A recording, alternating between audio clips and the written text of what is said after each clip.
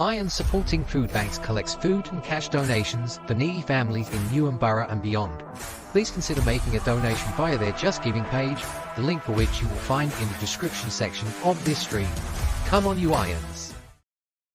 West Ham are massive, everywhere we go. West Ham are massive, everywhere we go.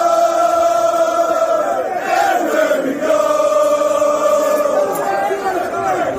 West Ham are massive, everywhere we go. West Ham are massive, everywhere we go. Everywhere we go. Good morning. Welcome back to the West Ham Massive. Thanks for joining us. Please don't forget to like, comment on and share this stream to your social media platforms. Subscribe to the YouTube channel if you are new around here, and please don't forget to hit that bell icon and you'll get alerts on new content. And don't forget, all these things that you can do are free of charge to you, take you a couple of seconds, and they help to grow the channel into something bigger and better than it currently is at 1,251 subscribers, of which I hope, dear viewer, you are one of that number.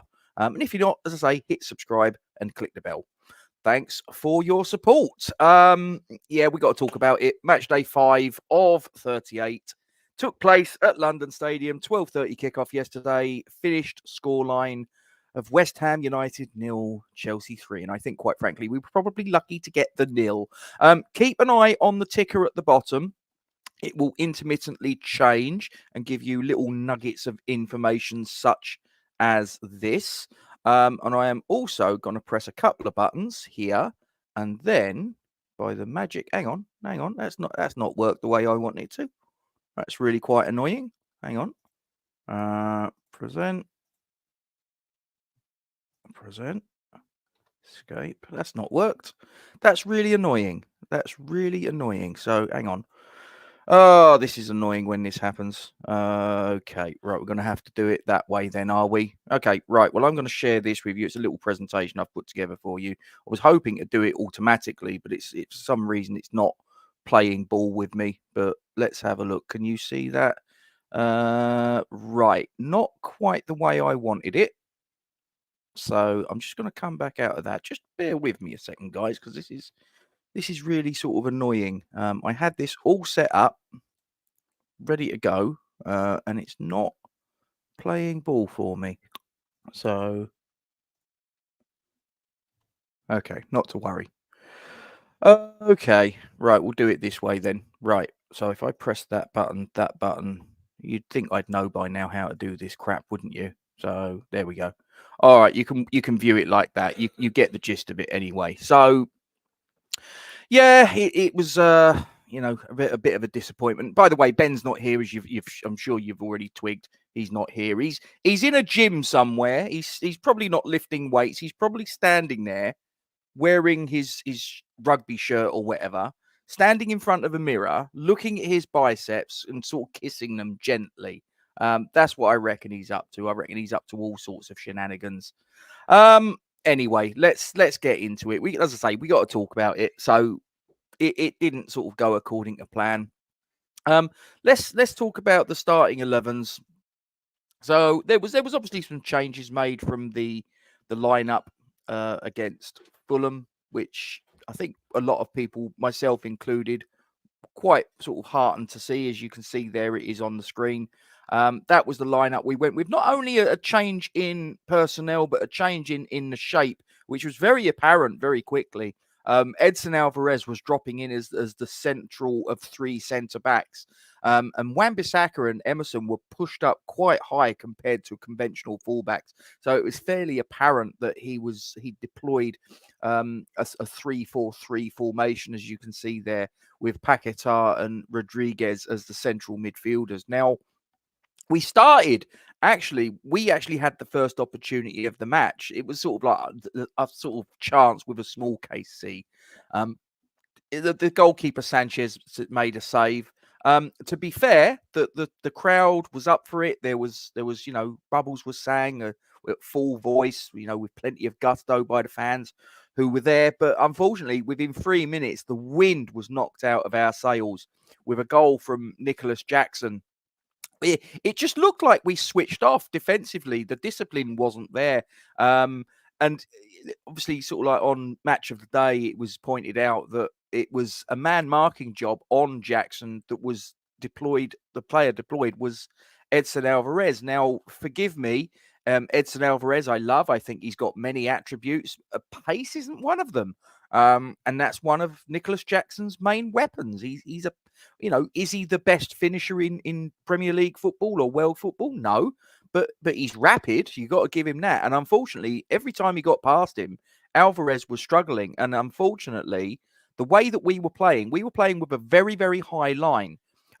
Not much of a press, and that's something that I think you need to have if you play with a high line. You do need to have a press, but we didn't really sort of seem to have those two things going hand in glove. But he got turned and he was through, and he sort of meandered down the our right hand channel, their left hand channel, and he sort of like he put it through the legs of Areola. It doesn't look very good optically on the goalkeeper, but it's one of those where, the goalkeeper's in a set position and a striker, if they're sort of got their wits about them, that's actually one place where the goalkeeper is vulnerable between the legs, to a sort of like a shot traveling at speed. It doesn't, like I say, it doesn't look good on the goalkeeper, but I'm not too sure that there's an awful lot that can be done. Please get your comments in, guys. I will go through them because I'm on my own. I'm just pressing buttons and whatever, and I'm having to sort of fill in the spare time just by rabbiting away to myself. So I will get into your comments. Please do interject and get your comments in on the subjects that we're going to talk about. But yeah, on the starting 11, as I say, was a concern to me, and within 3 minutes, those concerns were laid bare when we went 1-0 down, and it did seem to take an awful lot of the sting out of the crowd. Like I say, we'd started in good voice, and then that goal in 3 minutes just seemed to sort of rock us back on our heels as far as the crowd was concerned. And it didn't really get any better from there, if I'm being completely honest with you. And I mean, you can look at these stats, and I have them there if anybody of you really wants to sort of drill down into the stats, just to give you a sort of like an example of what I'm talking about. Now, we all bemoaned the fact that we would have like 25, 27, 28, 30% possession under David Moyes. And in the game yesterday, as you can see there, we did have the lion's share of the possession. We had 52% of the possession. But here's the thing, guys. It's all about what you do with possession. Look at the big chances. Look at the scoreline. We had 0 in the way of goals, 0 in the way of big chances. Yes, we had 7 shots on target, but as I had one of sort of like an acquaintance of mine, a fellow Hammers Chat Addicts Patreon. He may well be watching this, Lee, and it was his sister-in-law and his nephew that were sat with me. I had some tickets that I moved on, and they were the recipients. And I turned around to him during the game, and I said, probably about an hour in, I said, you know what? I don't actually remember their goalkeeper having to make a proper save. I know it counts as a save for statistical purposes when there's a shot that's straight at him with no real power and they catch it. That, that's counted statistically as a save, but it's not like he's stretching full length of the goal and he gets his fingertips to it and pushes it around the post for a corner sort of thing. That's a save.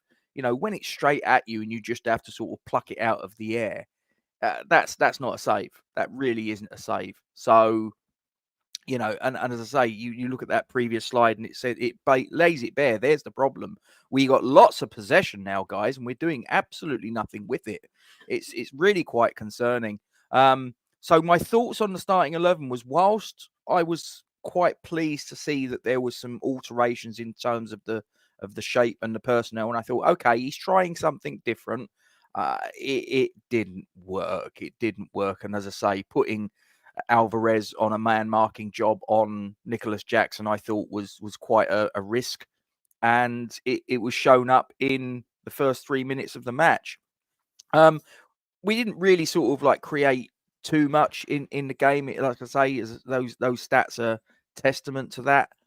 And any chance we had of sort of getting a foothold in the second half, in the first half, excuse me, was again snuffed out 15 minutes after the opener, and it was the same player again. And again, you look at it, and it's just he's allowed to run behind our defence. No one was anywhere near him. No one was tracking him. I mean, I thought through the game, I thought Wan-Bissaka was so far advanced. It was just leaving the great big gaps. Mavropanos, he had a poor game last week against Fulham, and he had another shocker today. And I do have to ask the question, and I am going to do a recording on this a little bit later on. I do have to ask the question, what on earth must Jean-Claire Todibo be thinking when he's watching a guy that's occupying the position as he is, and in this game and the last game, he's produced performances like that? Well, he didn't get on the pitch yesterday, and that just seems very, very strange. But the goal that put him 2-0 up, it finished, 1-on-1 with Areola. He's broke the line. He's got plenty of time. He takes the shot. Areola, to be fair, couldn't do an awful lot about it. We're 2-0 down.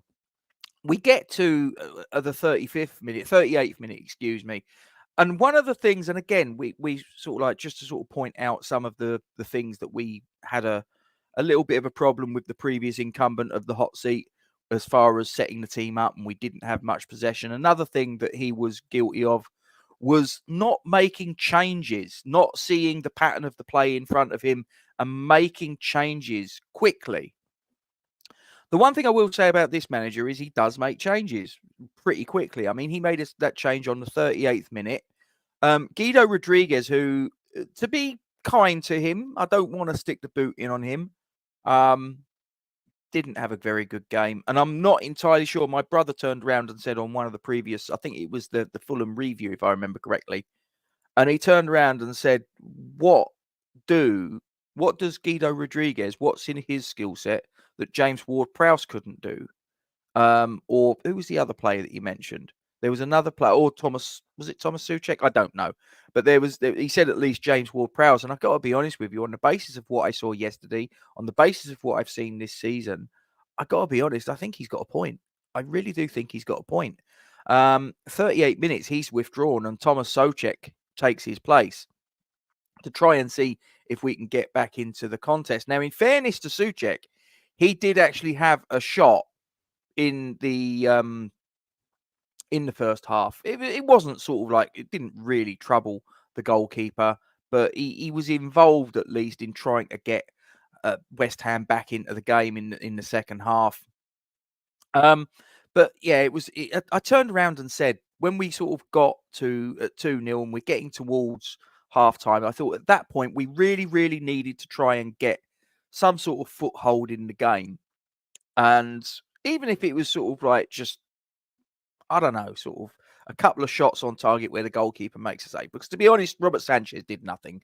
He really did nothing, and he didn't need to do anything. And, that's not having a pop at him, because he can only save the shots that are coming in on him, and we didn't test him, and that's really shocking, really, really shocking. Especially you look at it, and we had Kudus, and I'm not digging out Kudus here. Please don't misunderstand me, but Kudus was in what everybody's been clamoring as his proper position on the right.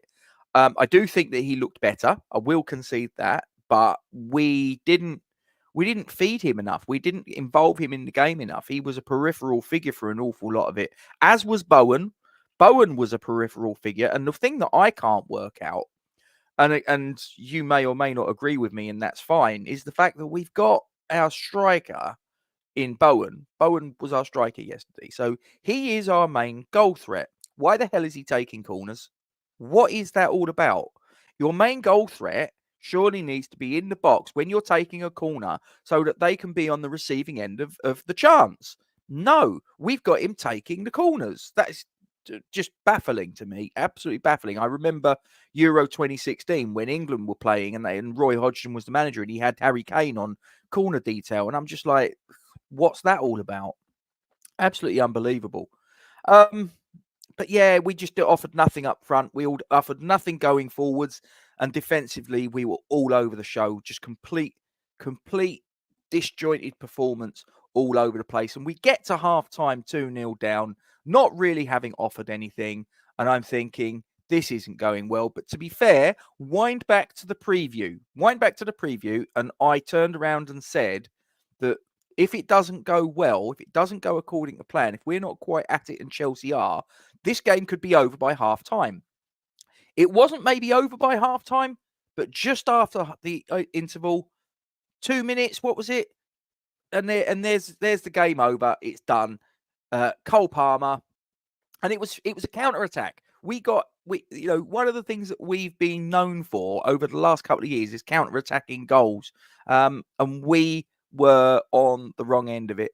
There was a challenge where Souček brought down Caicedo, but the referee played a good advantage. In fairness, Chelsea were on the attack, so what's the worth in giving a free kick to Chelsea? They've got possession. West Ham had it all over the place. Chelsea are zooming in on goal, and he let the advantage go. But he then plays forwards. Jackson has the ball into the run of Palmer, finishes past Areola. But there are moments in a game where things, there's moments where the trajectory of a match can change. Now, as I say, we didn't offer anything in the first half. And do I think that a 3-0 victory was flattering on Chelsea? To be honest, no. But here's the bit where the match went away from us, in my opinion. Now, Crescencio Somerville, who I thought had a good game, and I think was quite unlucky to get hooked off in the second half, and the crowd weren't happy with that. Let's just get that on board. For those of you that weren't there, for those of you that didn't see the footage, there was quite a big cacophony of boos when the crowd realised it was Crescencio Somerville that was being withdrawn, and it was not boos towards Crescencio Somerville. It was boos towards the decision to withdraw Crescencio Somerville. But now we're going to wind back to the 28th minute. This is like a Quentin Tarantino thing. I'm sort of going to go forwards and I'm going to go back. Because this moment could have changed the complexion of the game. And this is where I think the game kind of went away from us. Sliding doors moments, yeah. 28th minute, there was a shout for a penalty. Now, where I was sat up in the gods, I couldn't tell. It just wasn't clear to me what exactly had happened. There was obviously two players that were sort of like in close proximity. The ball's played through. One player goes down. It's obviously a player in claret and blue. I don't know what's happened. I don't know if there's a legitimate shout for a penalty. I don't know. So I got home and I looked on Match of the Day, and I'm like, wow, what's going on there? Now, apparently, the play carried on for quite a little bit until there was a break in play. And I'm sitting there thinking, are VAR going to look at this? Now, they did, and they just sort of like said, no, not enough contact for the referee's original decision to be overturned, quotes unquotes. I've seen it, that he's got hold of his arm. He's got hold of his arm for a good while. Now, the only thing I think that maybe might have been a factor in it is I do think that Somerville probably exaggerated the way he went down. I don't think it was in line with the sort of like the pulling, if you will. I think he tried to make a bit more of it, but for God's sakes, it was clear he was getting pulled back, and Fofana, it wasn't just a brush. He actually had hold of his arm. I don't understand how that's not a penalty. Now, would that have changed? Goals change games. Goals change games. Things, so if we go in at 2-1 down as opposed to 2-0, do we go on and win that game? We'll never know. But that would have changed the trajectory of the game. Now, do I think that would have at least given us a little bit of a boost going in at halftime, having got a goal back, and that maybe we'd have been a little bit tighter and try and sort of reestablish a little bit of control in the second half and maybe not concede the third so quickly into the second half, which effectively ended the game? I think that is a fair thing to say. I'm not going to dwell too much on the goal from Kudus in the first half because it was a clear offside. I've got no complaints with that whatsoever. It wasn't a close thing. It was a clear case of offside. Nothing there. But the penalty was key. The non-penalty award was key in that. And as I say, once the goal went in on 47, that was it. The game was over. And basically from that point on, Chelsea treated it as a training ground exercise because they could. We had nothing. We offered nothing. There were changes that were made. I mean, Edson Alvarez comes off, Carlos Soler goes on, as I say, Somerville goes off to a cacophony of boos. Michail Antonio, who I don't think really offered too much after he was introduced, he came on. But Chelsea, just say they made changes just because they could. They were just sort of like, okay, we've got it won now. They treated the last half hour, 40 minutes as a training ground exercise. I don't blame them. Don't blame them at all. But that says everything to me that they could do that. Paquetá was replaced by Irving. I thought Paquetá was poor. I've heard some people say that they think that he had a half decent game. I listen, it's an opinion. You're entitled to it, but I don't agree with it myself. I just think that he didn't offer enough. I actually think in the 18 minutes that Andy Irving was on the pitch, he probably did more. He had a shot. That's something at least. Cresswell came on for Emerson. Again, I don't think that Emerson had a great game. I don't think there's too many players that can come off the pitch in claret and blue, certainly not from the starting 11, that can hold their head high. Possible exception of Areola, although some people will say that first goal. But as I say, I do think that possibly shots through the goalkeeper's legs look a little bit more embarrassing than you realise. But let's say Areola made a couple of saves. I mean, they had a couple of shots as well that were just past the post. If they'd have been better at finishing, those would have been inside the post, and it would have been more goals, at least 2 more goals that I can think of. Areola made 2 excellent saves. So it finished 3. It could have been 7 on another day. That could have been like last season when we played Arsenal. That was really embarrassing, really sort of. And as I say, the fact that our opposition treated the last half an hour like a training ground exercise is just, it kind of tells you what you need to know. Anyway, I've been rabbiting on, and I've left that ticker on for quite a bit longer. So, I mean, it was just really disappointing. Not really too much to say as far as that's concerned. I'm just going to put that back. I've pressed the wrong button there. Do apologise. Now, I normally ask sort of like thoughts on our second half performance. Well, what can I say? We got held at arm's length by a Chelsea team that were home and dry. It's not really sort of too much that I can really offer on that, to be honest with you. Now, I have got on and I don't know if you guys are watching on YouTube necessarily, and if you're not, get yourself across to the YouTube channel, because I have actually got a poll running, and I probably should have mentioned this right at the very beginning, and that is very remiss of me. But I have got a poll that's running on the YouTube channel, which basically asks a very, very simple question. 6 matches in, 5 in the Premier League. Are you satisfied that Julen Lopetegui will come good? And there's 3 options. There are yes, no, and don't know. So if you haven't voted on this, please go across and have a vote. I've got 27 votes at the minute, so there's plenty more of you that can get stuck into that. But at the minute, 52% of the 27 votes so far have said no, that you don't think that he's got it in him to turn this situation around. That may well change. That may well change before we sort of hit end poll on that. But that's quite a damning indictment after 5 games, or 6 games, 5 games in the Premier League, whatever. But that was just really, really poor yesterday, guys. And if you look there in the Premier League table, 14th. Now, I'm not at the point yet where I'm saying we're in for a relegation battle. But you know what? The Brentford game takes on an awful lot more significance now. Brentford are a team that traditionally we've had a bit of a problem with traditionally. This could be a really bad time. We're going away from home. Their gaff.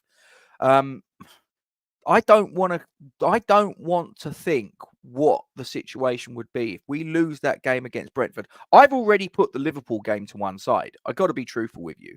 That game I have already put to one side and wrote off as a defeat. I don't see us getting anything there. I hope I'm wrong. I'm hoping that Arne Slot puts out a completely reserved team. But in order for us to get past that reserve team, we would need to put out our first team. Now, I'm not entirely sure he will do that, given the situation that we're in and the fact that he's probably going to be looking at the Brentford game and saying that we need to get a positive outcome. I just don't believe that he's going to do that. So I think that he will put out a reserve team and we will go out. Aside from that, the fact that we never do well at Anfield, no matter whether we're playing a first team, reserve team, or something in between. Anyway, there's plenty of your comments that have come in, so let's have a little look. I do apologise because I've been rabbiting on. So Colin, hope you're doing well. Ben's not here. Been concerned for a while now. Decisions he's making are baffling. This is a Sullivan boy. Yeah. Will Salthouse. What can you do? Good morning to you though, Colin, and morning, Happy. Hope you are well. We were not even as good as shit. That was the lineup. I did think. I did see that sort of like there were changes that he'd made, obviously, in terms of personnel. And obviously, it was quite obvious when you saw what was going on the pitch that there was a definite change in shape, but it just didn't work out. Didn't work out. How you doing, Pits? Hope you are well. Dead Fallout channel, welcome along. We were having a good period when that pen was waved. If that was 2-1 at that moment, they would have crumbled. I don't know about that, but the thing is, we will never know. We will never know. For me, that was a penalty. I couldn't tell in real time. I'm so far away from the action, guys. It was only when I got home and saw it on the telly that I went, oh my goodness. Peter, hope you're well. I know people say pre-season means nothing, but I feared things would start badly for Loppy with his strange tactics. Oh, yeah. Rodders looks like he will always be 2 yards off the pace. So Lair gives me the same impression. Yeah, I mean, there's, like I say, I'm looking at some of the transfer business that we've done, and don't get me wrong. Look, I was excited that we was doing a lot of business, but I do wonder whether there was maybe too much business. 10 players, wasn't it, that we brought in? 9, 10 players. That's an awful lot of different people that you've got to bring in and embed into an 11. It was, it's yeah. I mean, what can I say? Anyway, so let's have a look at some more of your comments, guys. Loppy showed a lot of naivety in the way he sets us up and his game management, but the players must also take some of the blame. They do, but then he picks the players, he picks the setup, he picks the tactics. This is just the way it works in football, Mark. What can you say? I didn't see that ever happening. Fallout, we had nothing. Majority gave F all, just an embarrassing performance. J-Lo doesn't know his best 11. And that's a scary thing, isn't it, Pitts? That really is a scary thing that he's had a preseason. And this is, 6 games in, 5 in the Premier League. And if he doesn't know his best 11, his best formation by now, this is a manager that's managed Spain. This is a manager that's managed Real Madrid. If he can't figure it out, I just struggle to think what's going on. Yeah, exactly that. Offered nothing up front, offered nothing at the back. We was completely rudderless. I'm concerned. I'm not panicking, but I am concerned. Our new tactics play in the opposition half and forget we need to defend. So open to the counter. There was no press, Michael. Look, like I say, few things that we complained about Moyes. We're low block and not an awful lot of possession. Now we're playing further up the pitch and we've got more possession, but there's no pressing. It's all very well being 10, 15 yards further up the pitch if you're doing absolutely nothing to try and win the ball back when the opposition have got it, and you're just letting them do what they want, and then they go bang and they break the press. Not that there is one, and they're through. And we're not disciplined in our marking and committed in our tracking of players. I mean, that was another thing to me. As I say, I mentioned Wan-Bissaka, and don't get me wrong, I'm not trying to find a scapegoat or anything like that, but I thought he was poor. But I do think that part of that was the fact that he was set up in a formation where he was essentially a wing back. He's a fullback. He's a fullback. He can get forward, but he was too far up the pitch for at least 2 of the goals. Yeah, I just don't know. I don't know what I was watching, to be honest with you. Leicester won the league with minimal possession, and that's it. That's it, Peter. As I say, we've now got more possession, but as I said, on one of those slides that's coming up, although we had more possession than Chelsea yesterday, we had 0 goals and 0 big chances. It's all, I think it was Johan Cruyff turned around and said, possession without penetration is pointless. Yeah, I don't know. I don't know. And everybody's going to be different on that one, Happy, as to sort of like, where is the point in time where we go, enough is enough, or at least we're getting mildly concerned. I'm already at that point. I'll be honest with you. I am already at that point. We was having the ball and chances. They were low blocking and breaking. That team has it in them to crumble when it's close. I agree. Yeah, and we did. We offered nothing. We offered nothing. Even when Chelsea were treating it as a training ground exercise, you'd have thought maybe at some point then we could sort of offer something, right? We could offer something, maybe sort of get a consolation goal or nothing, zero, zip.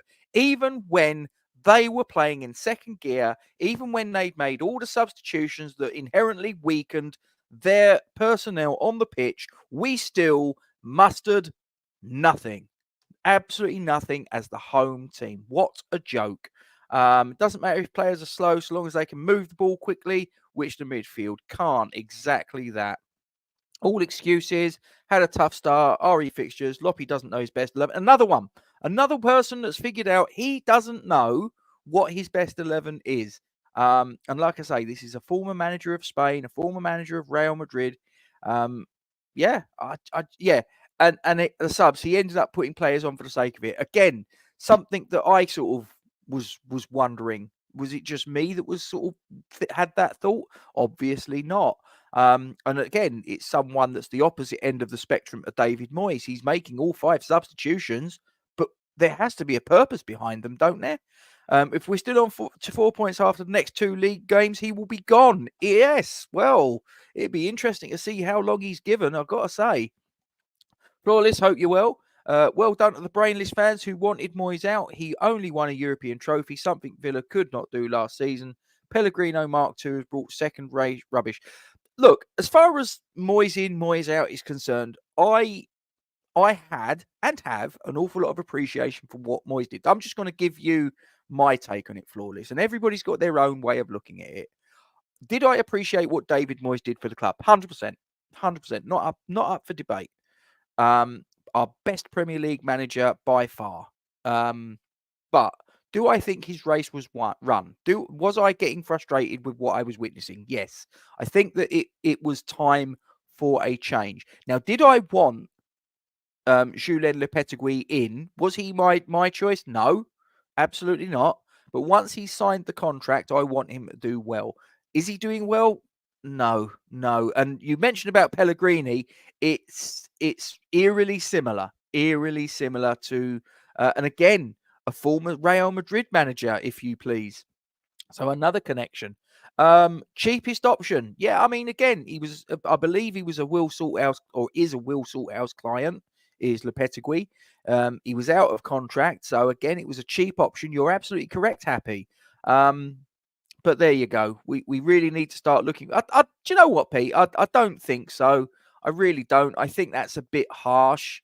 I don't think that. I know that you can look at the first goal and say that looked poor. But as I say, there's lots of times where a keeper gets done through the legs and it doesn't look great on them. But seriously, if you hit a shot with pace and power and you aim it between the goalkeeper's legs, an awful lot of the time, they're not going to be able to do anything about it, to be fair. Our bench looked so weak, no game changers on it at all. Where there was, and he was the guy that changed the game last week, and he didn't get used. Danny Ings, we needed a goal. I was surprised he didn't come on at half time. I really was. But there you go. Colin, I'm sorry, but Loppy just has to go, and I'm wondering if Loppy and Stighton are seeing eye to eye. Even Guilherme and Todibo not getting a lock in. Why? Now, you might have read my mind, because I am going to do a recording on a little theory that I've got on this after I have finished. So keep an eye out for that. Moyes rejected our contract and continuously slags off our history and fans. Yeah, don't get started on. I don't want to get started on that one. Dead Falled Out channel. It's I don't want to sort of raise my blood pressure too much. Let's just leave it like that.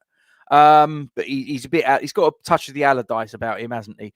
Adrian, hope you're well. Scratching my head at what Loppy set the team out to do. Again, what was he trying to achieve with how we set up? Left feeling mystified about the picture he was trying to create.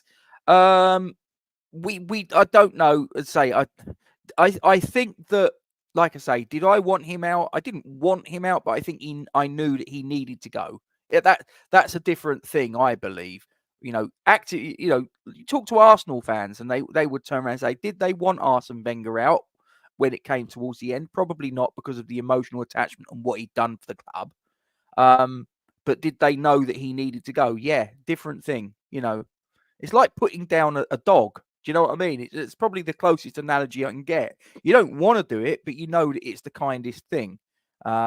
Is probably the way to sort of put it. Just move that ticker on. Anyway, look, we've got what we've got. You know, we've got the manager that we've got. We've got the old manager's gone. This is the new manager, and for better or worse, this is what we've got to deal with.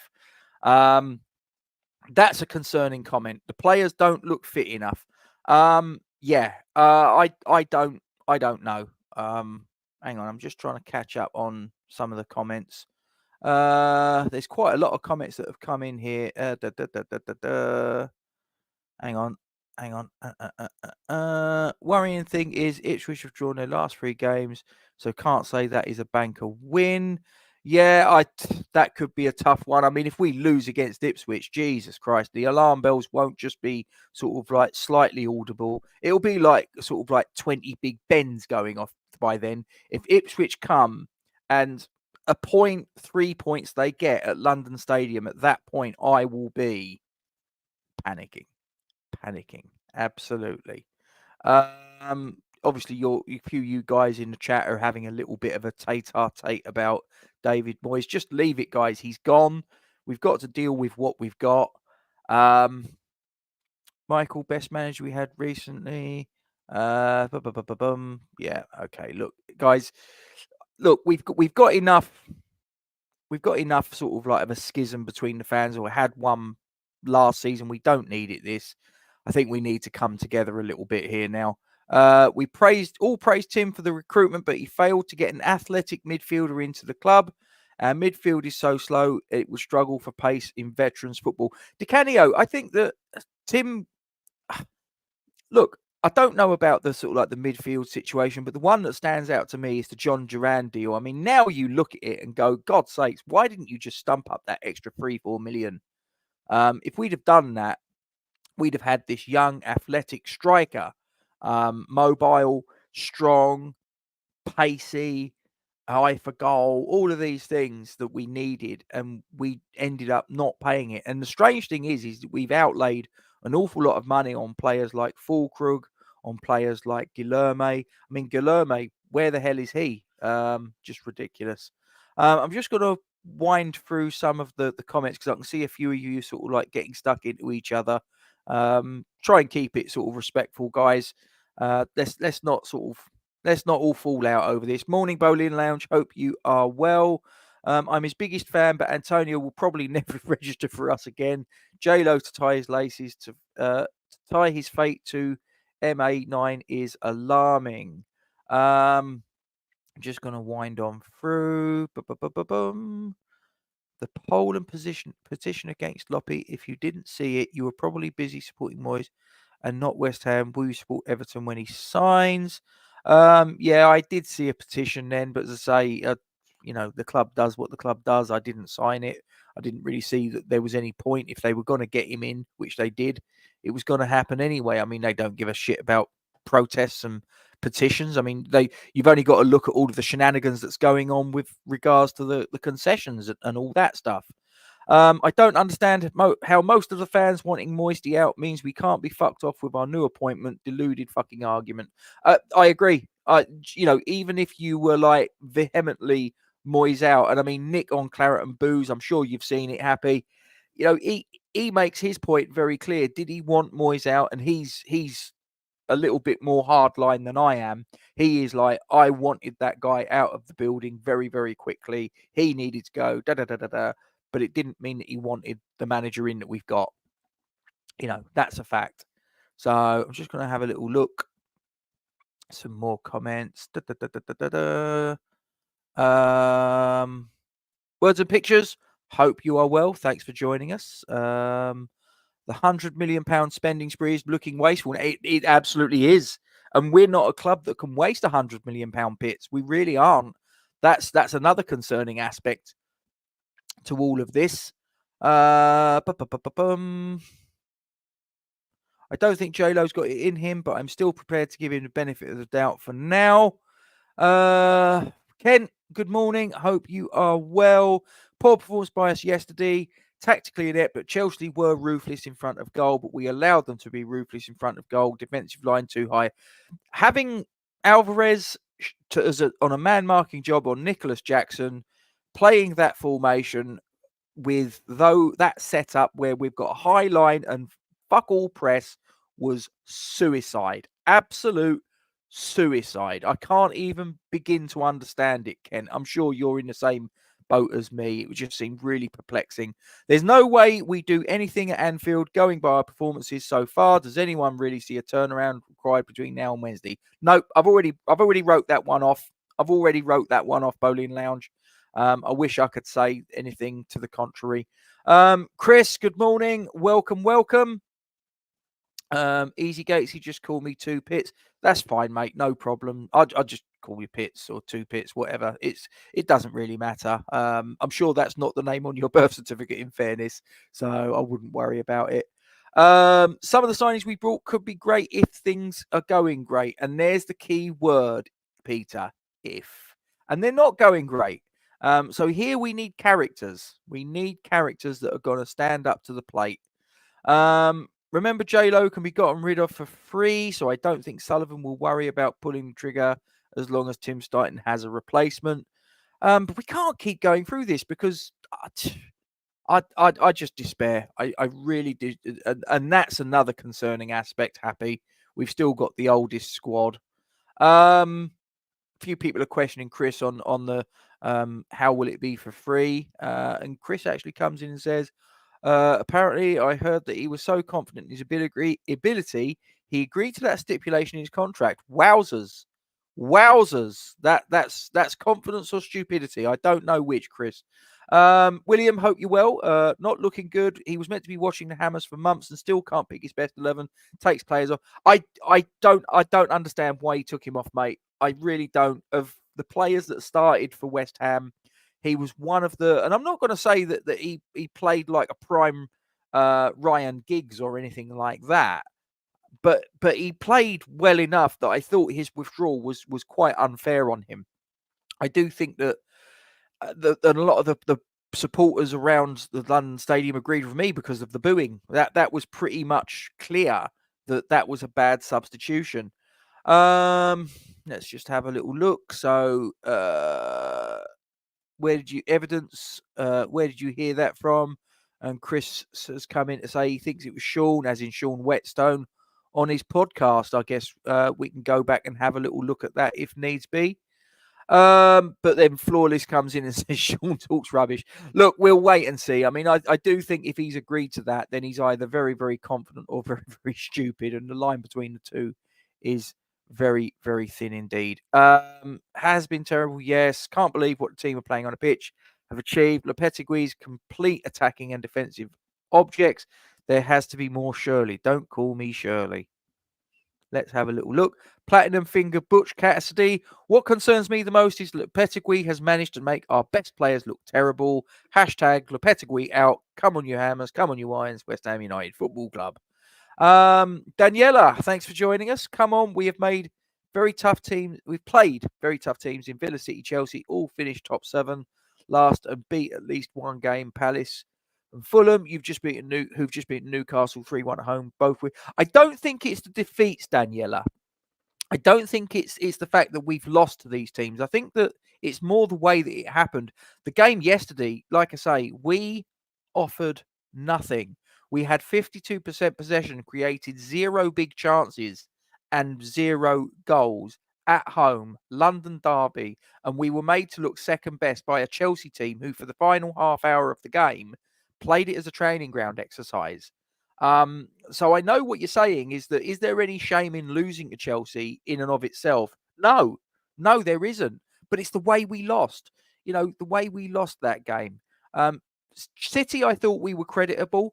Villa, I think we was quite fortunate against. But on another day, in a strange sort of way, I'm saying that the chance that Souček had at the end of that game, it could have ended a 2-2. Yes, Fulham just beat Newcastle at home, but let's be completely honest about it. They should have beat us. They absolutely should have beat us.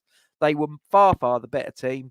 So there. Us, the fan base, need to calm down, says Daniela. we need a rebuild, and we're going to take time with some ups and downs. The problem is that Premier League football in the year 2024, patience is in short supply. Trudge. Watching other teams' extended highlights last night, they all play far quicker, snappier football than us. We are slow and predictable. Absolutely, I agree with that. Let me just wind through. Another concern is it's okay being angry on the touchline, but he orchestrated that debacle yesterday. He needs to have a look at himself. I 100% agree. For me, the buck always stops with the manager or the head coach. What can you do? What we got? Hammer's dad, welcome along. We have no direction. Yesterday's team should have been at the start of the season. Then they'd have an idea of what they're supposed to do. I don't think he knows his best 11. A few people have put it in the chat. I've thought it for a while.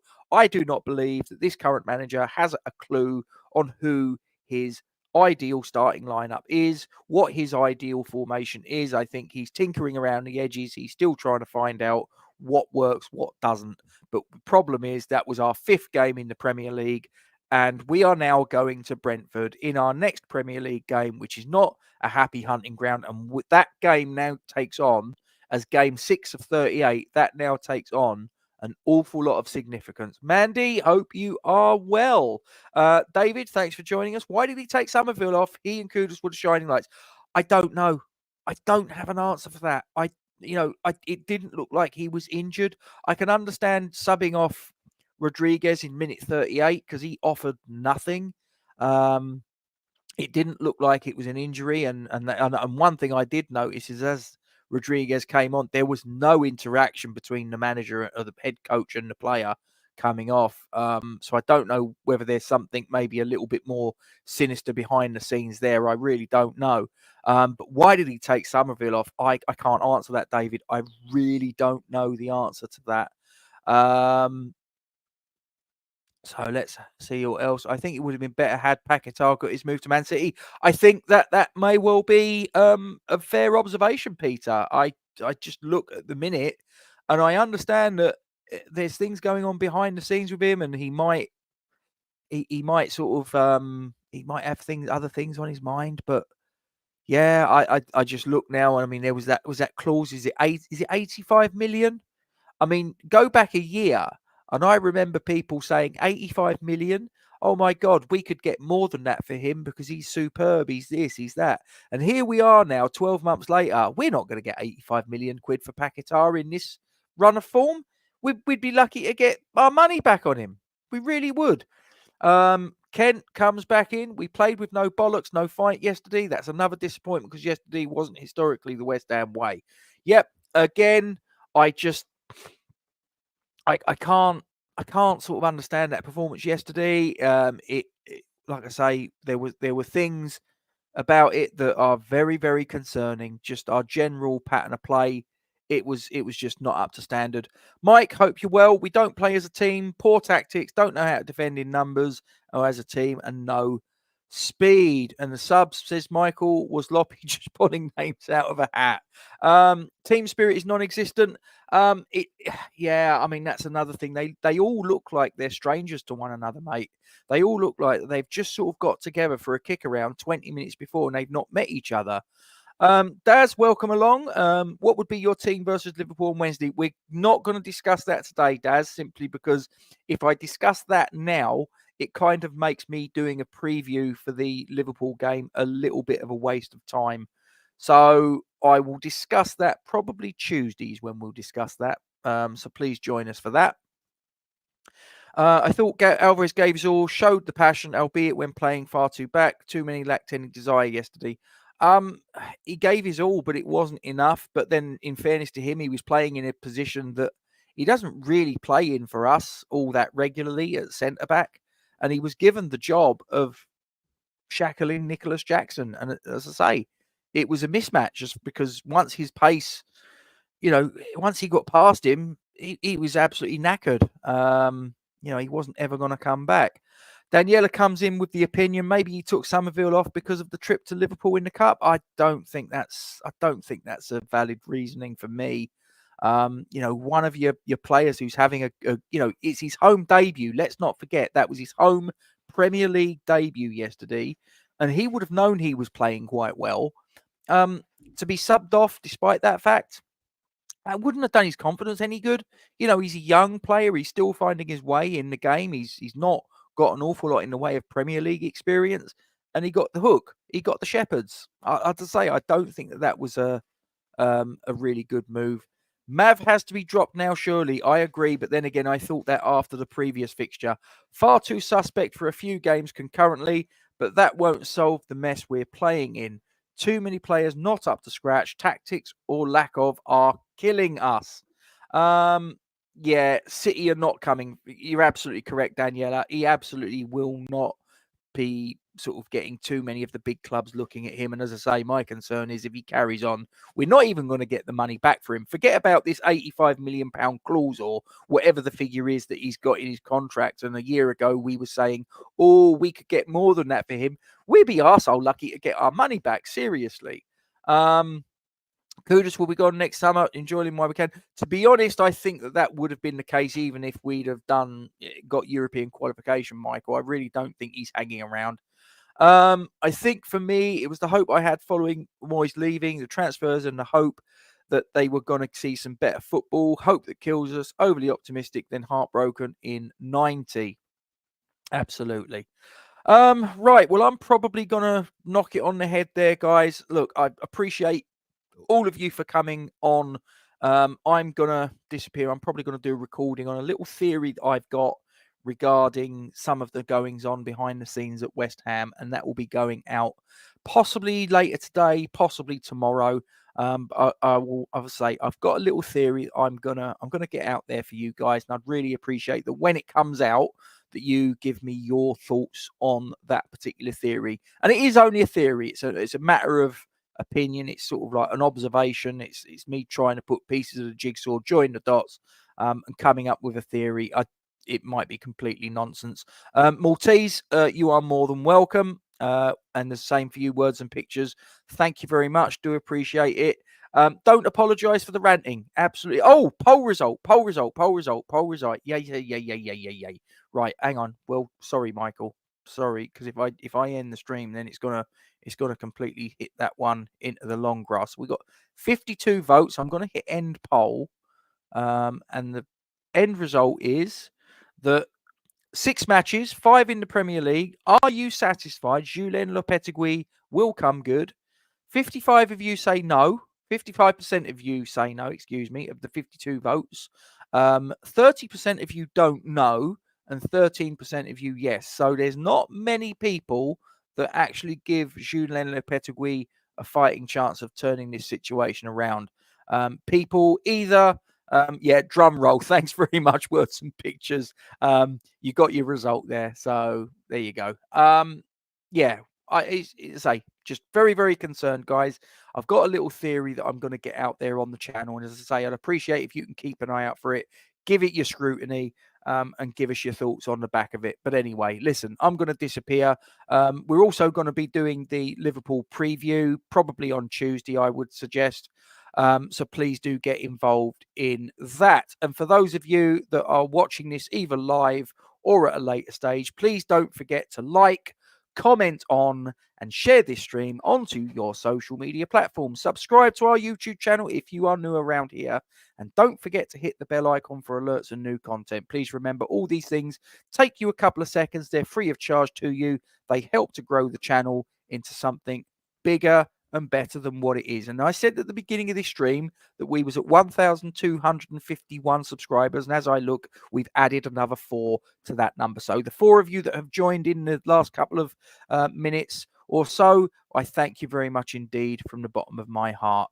Please don't forget to give your supports to the Iron Supporting Food Banks charity. We'll see you next time. Come on, you Irons, keep the faith. Iron Supporting Food Banks collects food and cash donations for needy families in Newham Borough and beyond. Please consider making a donation via their Just Giving page, the link for which you will find in the description section of this stream. Come on, you Irons.